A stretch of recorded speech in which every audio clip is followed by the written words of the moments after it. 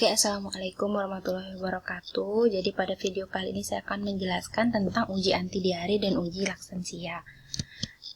Tujuan dari uji anti diare dan uji laksansia ini adalah untuk mengenal dan mempraktekkan uji anti diare dan laksansia menggunakan metode transit intestinal, di mana materi diare dan laksansia ini sudah kalian dapatkan di mata kuliah farmakologi 1 di semester sebelumnya. Saya ingatkan kembali ya bahwa diare ini adalah suatu keadaan di mana frekuensi defekasi atau BAB itu melebihi frekuensi normal dengan konsistensi feses yang encer.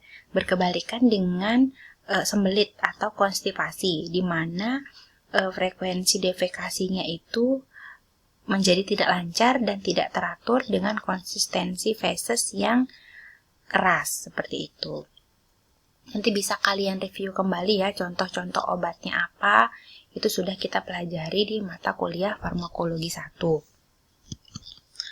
Nah, prinsip metode transit intestinal yang akan kita gunakan di sini adalah untuk mengevaluasi aktivitas obat anti diare, laksansia, dan antispasmodik dengan cara menghitung rasio jarak usus yang ditempuh marker terhadap panjang ususnya secara keseluruhan.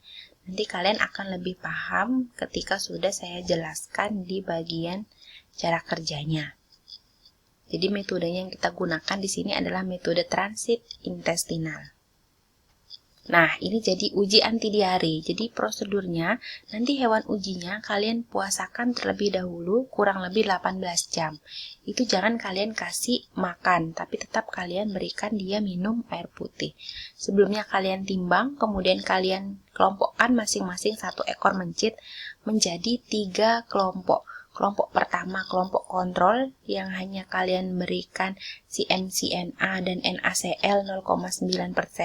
Kemudian kelompok yang kedua kalian berikan produk herbal. Di sini biasanya nanti kita akan memilih produk herbal yang biasa digunakan untuk diare. Kemudian yang ketiga di sini kita menggunakan obat standar untuk diare yaitu loperamid dengan dosis 4 mg per 70 kg berat badan. Nanti kalian konversikan dosis-dosis ini apabila dosisnya masih dalam dosis manusia dewasa ya. Setelah kalian berikan secara oral perlakuan ini, kalian tunggu 45 menit. Setelah 45 menit baru kalian berikan markernya. Di sini markernya atau penandanya kita menggunakan norit dengan dosis 0,1 ml per 20 gram berat badan mencit. Nanti kalian sesuaikan ya, jika berat badan mencit kalian 25 atau 27, kalian sesuaikan berapa volume yang akan kalian berikan. Kemudian setelah 2 menit kalian berikan norit, itu hewan ujinya kalian bunuh. Bisa kalian bunuh dengan cara dislokasi di leher atau kalian menggunakan bius, menggunakan ether ya, ether atau kloroform. Nah, kemudian setelah kalian bunuh itu kalian bedah dan kalian ambil ususnya. Hati-hati pada saat kalian mengambil usus, takutnya nanti ususnya terpotong. Nah, setelah itu kalian nanti hitung panjang usus dan rasionya, lalu nanti kalian uji statistik. Kalian bandingkan antara kelompok kontrol dan kelompok perlakuan. Yang kalian bandingkan di sini adalah kelompok kontrol dengan produk herbal, kontrol dengan produk obat standar atau loperamid, kemudian kalian bandingkan juga obat herbal dengan loperamid.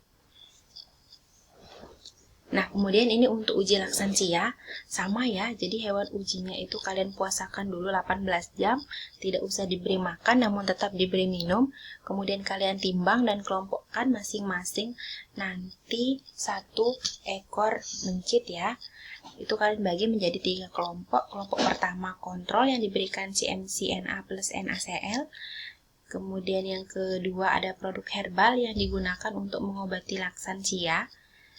Dosisnya 0,5 ml per 20 gram berat badan. Kemudian yang ketiga itu adalah obat standar. Kita menggunakan dulkolak. Dulkolak di sini isinya bisa kodil ya. Dosisnya 5 mg per 70 kg berat badan secara oral. Kemudian setelah itu kalian tunggu 45 menit. Setelah 45 menit baru kalian berikan markernya atau penandanya yaitu suspensi norit ya 0,1 ml per mohon maaf ini salah tulis, 20 gram mencit secara per oral. Nanti kalian sesuaikan juga ya 20 gramnya. Di sini 0,1 mili. Jika nanti berat badan mencit kalian lebih dari 20 gram, itu jadinya berapa.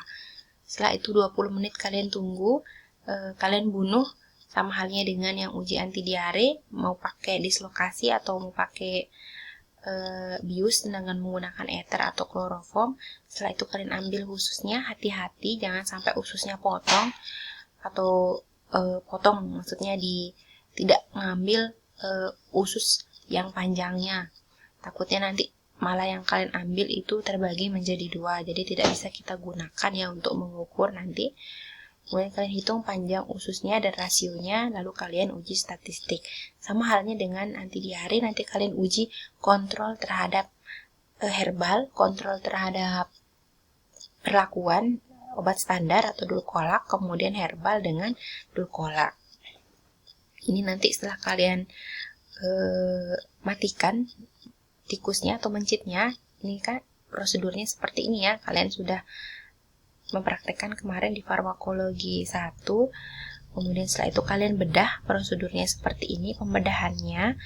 Nah, jika sudah seperti ini tampak ususnya, itu kalian harus berhati-hati.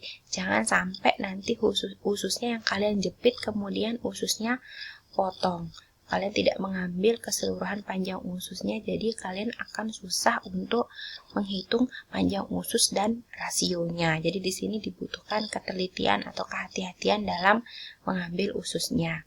Nah, nanti usus yang sudah kalian ambil itu nanti bentuknya seperti ini ya, dari pilorus sampai ke rektumnya nanti kalian ambil, kemudian nanti kalian ukur rasionya.